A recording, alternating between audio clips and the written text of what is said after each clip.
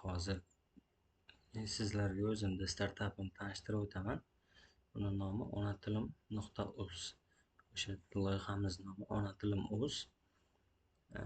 Bu o'sha o'zbek tilini rivojlantirish, tilda hamma imkoniyatlarni bir joyda jamlash uchun mo'ljallangan sayt. Bu yerda o'sha bog'cha yosh darajasidan universitetlarda akademik professor darajasidagi o'sha hamma tilni imkoniyatlarini o'zini ichida jamlab olgan bu platformamiz o'sha Ona tilim.uz deb nomlanadi. Endi buni imkoniyatlariga keladigan bo'lsak, mana o'sha saytlarni maketlarini qilib chiqdik. Darslari bo'ladi har xil. Abituriyentlar uchun bog'cha yoshidagi darajalarga o'sha o'qish, yozish, hisoblashni o'rgatadigan darslar bo'ladi. O'qituvchilarga attestatsiya dars ishlanmalari tayyorlashga yordam beradigan shunaqa saytlarimiz, darslarimiz bo'ladi ichida. Keyin o'sha mumtoz she'riy san'atlardan, grammatikalardan dars beradigan o'sha bu yerga hozir gridlar qilingan mana shunaqa bu yerda darslar bo'ladi. Undan keyin o'sha buni darslarimiz ko'p.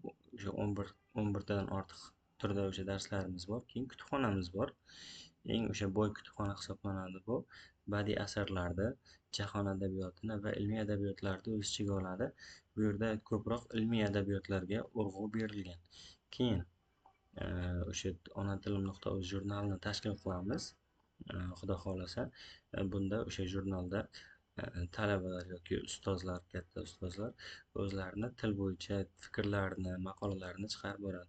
Qo'llanmalar, masalan, monografiya, dissertatsiyalar bo'yicha qo'llanmalar mana shu joyga jamlanadi bo'limimizga. Keyin bundan tashqari yana ham agarda o'quvchi ko'proq o'qiydigan bo'lsa, mutolaa bilan integratsiya qilinadi. O'sha badiiy asarlarni o'qish bo'yicha. Keyin badiiy asarlarni o'qish bo'yicha integratsiya qilinadi. Bundan tashqari yana bitta narsasi, o'zbek tilini barcha imkoniyatlarini o'zida jamlagan bo'lishi kerak dedik biz.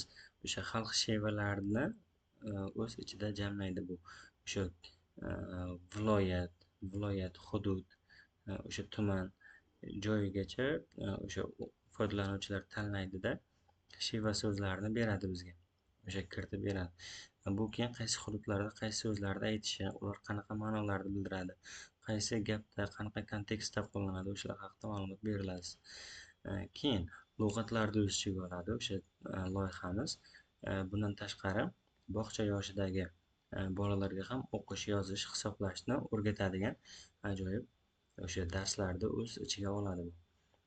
Undan keyingi narsamiz, bo'limimiz bu hamkorlik uchun, masalan, o'zbek tilini rivojlantirishga hissa qo'shadigan qanaqadir bir loyihalar, narsalar bo'lsa, biz hamkorlikka har doim ochiqmiz.